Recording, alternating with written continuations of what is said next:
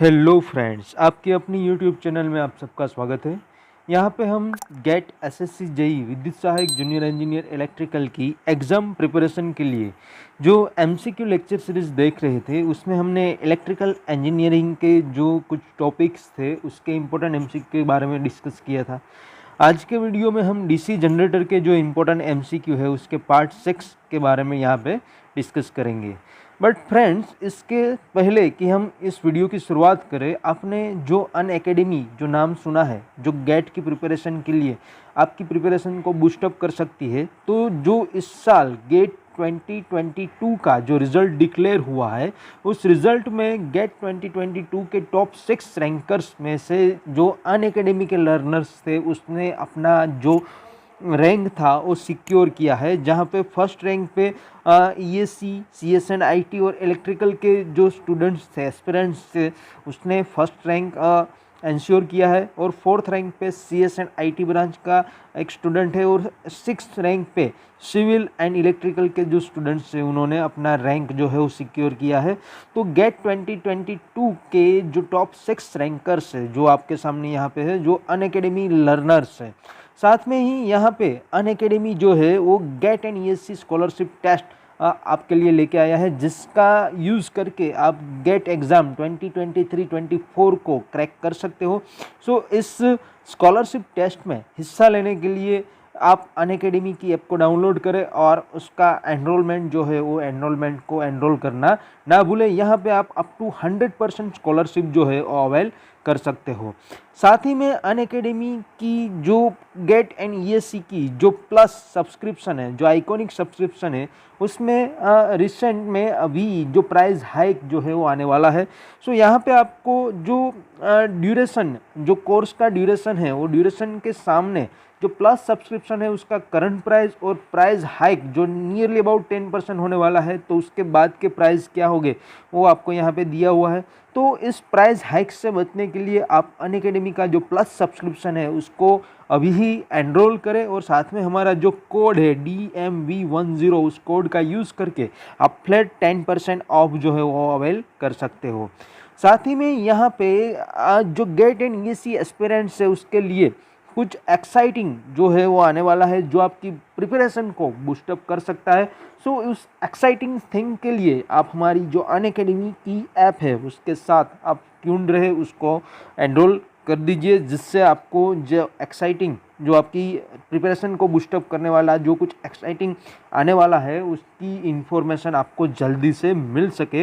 And साथ ही में जो अनअकैडमी है, अनअकैडमी की target batch for GATE and ESE 2023 की मार्च 23 से स्टार्ट होने वाली है, जिसमें मैकेनिकल की बैच बी, साथ में सिविल की batch B and target batch for electrical batch B and evolve batch for CSN IT की, जिसकी बैच आई जो है, और साथ में ईसी की बैच बी एंड केमिकल की बैच एच जो है वो मार्च 23 से स्टार्ट होने वाली है, जो इवोल्व और टारगेट बैचेस फॉर गेट 2023 के लिए है, जिसमें हिस्सा लेने के लिए with respect to your branch, आप जिस भी ब्रांच में हो उस ब्रांच के अकॉर्डिंगली आप अपनी बैच सेलेक्ट कर सकते हो और इसमें आप इसकी प्रिपरेशन को आप बूस्टअप कर सकते हो और यहाँ पे आप हिस्सा ले सकते हो। तो उसके लिए आप जो अनअकैडमी की ऐप है उस ऐप को डाउनलोड करें, उसका प्लस और आइकॉनिक सब्सक्रिप्शन है उसको लेना ना भूलें, और साथ में हमारा जो कोड है DMV10, उस कोड का यूज़ करके आप अपना एनरोलमेंट की जो फीस है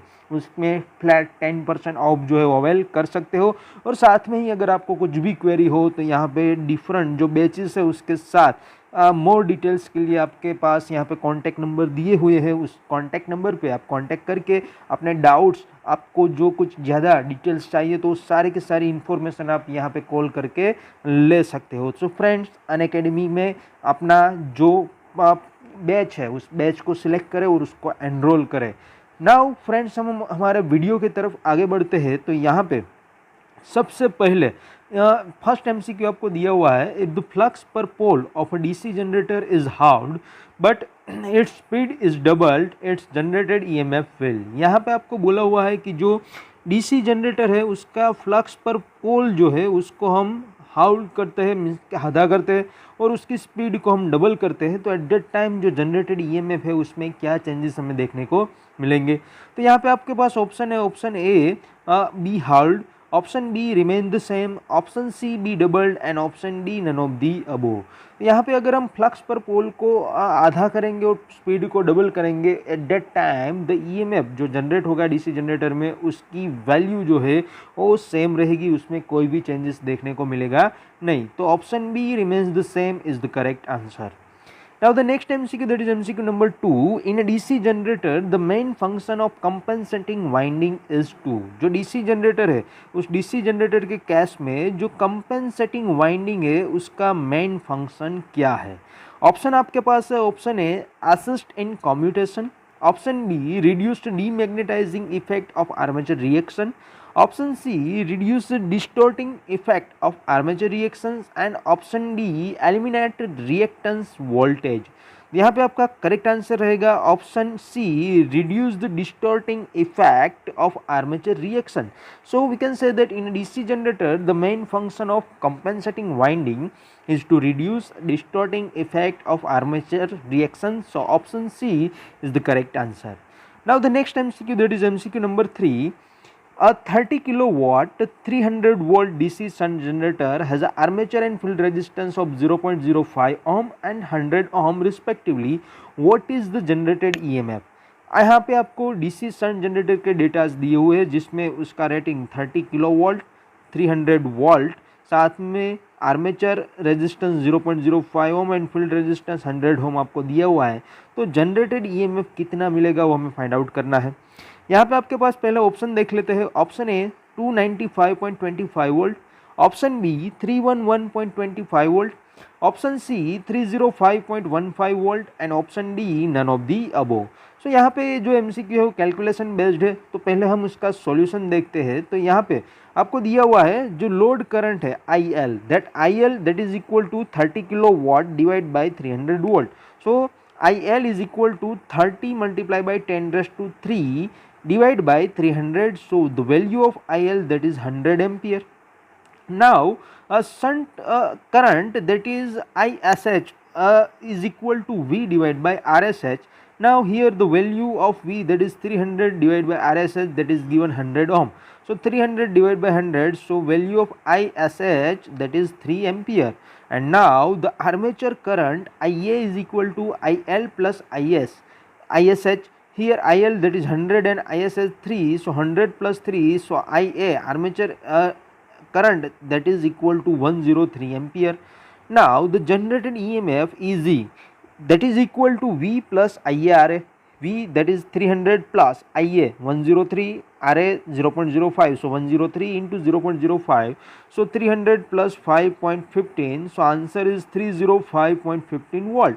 So here the generated EMF is 305.15 volt, and as per our option C 305.15 volt is the correct answer. Now the next MCQ, that is MCQ number 4.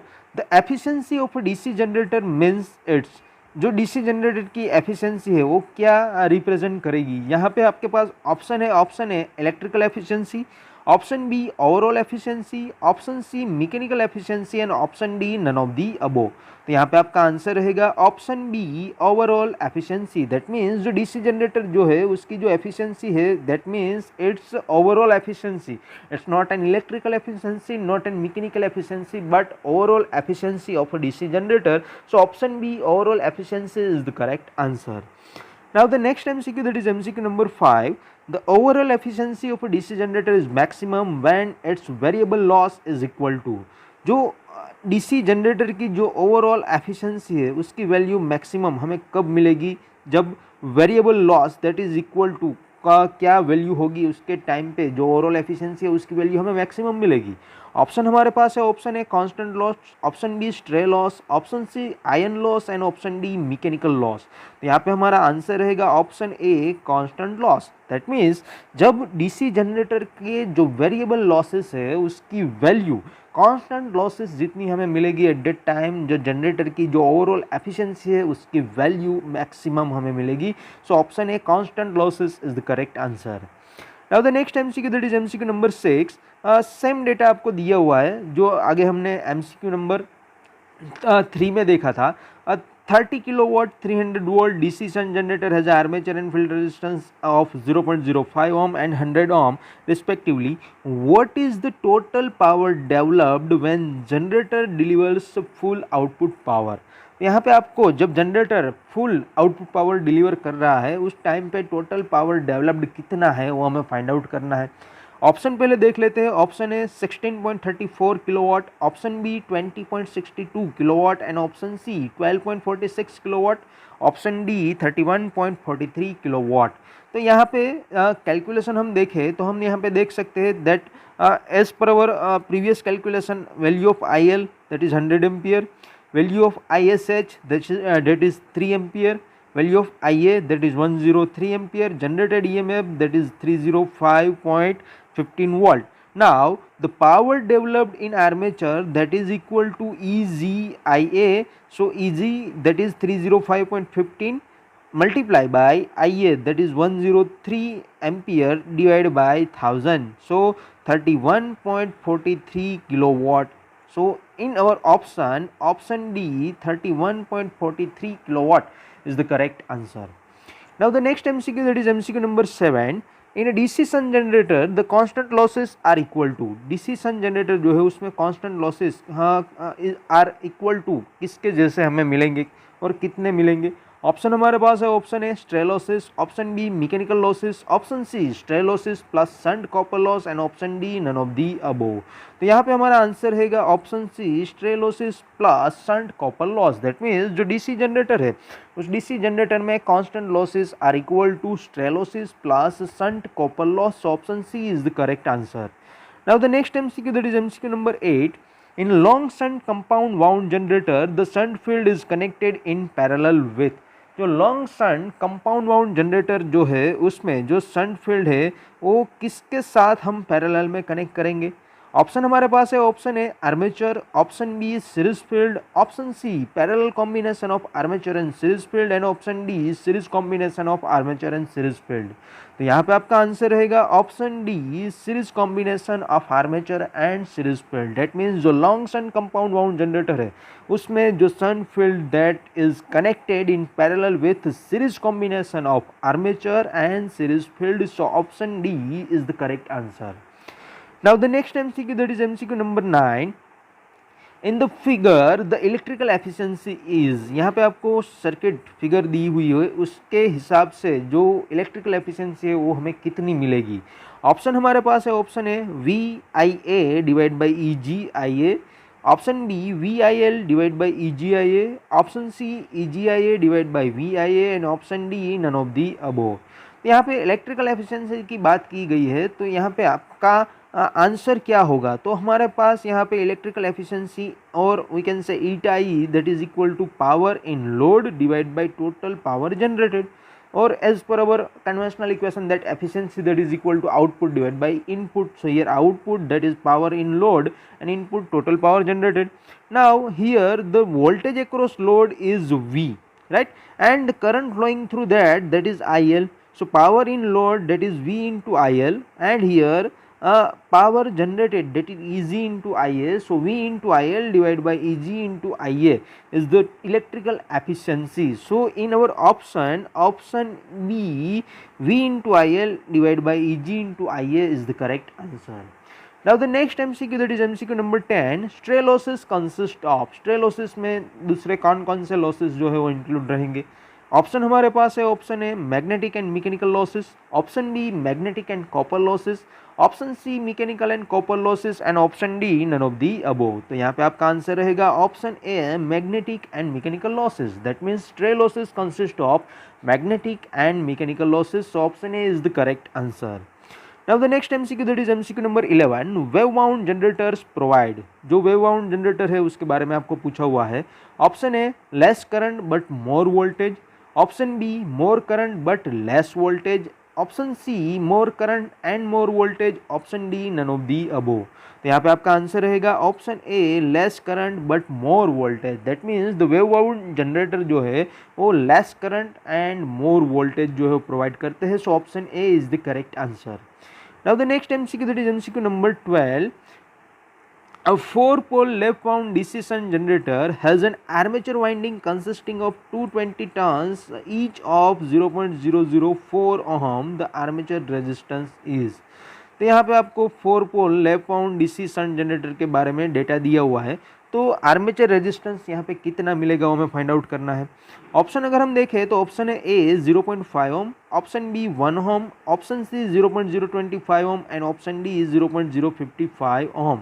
तो यहाँ पे हम कैलकुलेशन देखें तो यहाँ पे जो टोटल रेजिस्टेंस ऑफ 220 टन्स, यहाँ पे पर टन हमें जो रेजिस्टेंस दिया हुआ है that is 0.004 Om.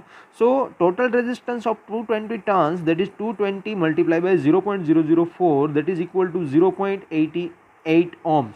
Now here there is a 4 parallel path in armature because the armature is left wound. So in left wound generator the number of parallel path that is equal to number of poles. So here the 4 parallel path. Now the resistance of each path that is 0.88 divided by 4, so 0.22 ohm. Now there is a 4 such a resistance in parallel, each of value 0.22 ohm. So the armature resistance RA that is equal to 0.22 divided by 4, so the answer is 0.055 ohm. So in our option D 0.055 ohm is the correct answer. Now the next MCQ, that is MCQ number 13. The commutator of a DC generator act as a, DC generator का जो commutator है वो किस तरह से work करेगा और किसकी तरह से वो एक्ट करेगा। यहाँ पे हमारे पास ऑप्शन है, option A an amplifier, option B a rectifier, option C a load and option D none of the above. तो यहाँ पे आपका आंसर रहेगा option B a rectifier. That means the commutator of a DC generator act as a rectifier that convert generated AC into DC. So option B a rectifier is the correct answer. Now the next MCQ, that is MCQ number 14. In a short shunt compound wound generator, the shunt field is connected in parallel with. यहाँ पे आपको short shunt compound wound generator के बारे में पूछा है जहाँ पे जो शंट फील्ड है that is connected in parallel with, किसके साथ पैरेलल में कनेक्ट रहेगी। ऑप्शन हमारे पास है, ऑप्शन है series field, option B armature, option C parallel combination of armature and series field and option D series combination of armature and series field. So हमारा correct answer रहेगा option B armature. That means जो short shunt compound wound generator है उसमें जो shunt field है is connected in parallel with armature. So option B is the correct answer. Now the next MCQ, that is MCQ number 15. In a DC generator the eddy current power loss is. DC generator में eddy current power loss के बारे में पूछा हुआ है. Option A है directly proportional to thickness of each lamination, option B inversely proportional to thickness of each lamination, option C directly proportional to square of thickness of each lamination and option D none of the above. तो यहाँ पे हम अगर explanation देखें तो जो AD current power loss है, so eddy current power loss that is PE in a DC generator is given by this equation. PE that is equal to KE B max square F square T square V watt. So here Bmax that is maximum flux density in the core, F that is frequency of magnetic reversal, T thickness of each lamination and V volume of armature core. So here as we can see as per this equation that PE is proportional to T square. So directly proportional to thickness square of thickness of each lamination. So in option C directly proportional to square of thickness of each lamination is the correct answer. So friends यहाँ पे हमने DC generator के part 6 के जो important MCQ थे उसके बारे में डिस्कस किया. अगर आपको हमारा वीडियो पसंद आए तो वीडियो को लाइक करें, ज़्यादा से ज़्यादा इस वीडियो को आपके फ्रेंड्स के साथ शेयर करें कि जिससे उन्हें भी एग्ज़ाम की जो प्रिपरेशन है उसमें हेल्प मिल सके. और साथ में आपके कोई सजेशंस, आपके कोई डाउट्स हो तो आप हमें कमेंट बॉक्स में लिख सकते हो. एंड हमारी जो यूट्यूब चैनल है उसको भी आप सब्सक्राइब करना ना भूलें. एंड साथ में अगर आपको कुछ PDF मटेरियल चाहिए इस MCQ लेक्चर सीरीज़ का या different kinds of job updates जो है उसके लिए आप हमारी जो टेलीग्राम चैनल है उस टेलीग्राम चैनल को भी ज्वाइन कर सकते हो जिसकी लिंक यहाँ पे दी गई है.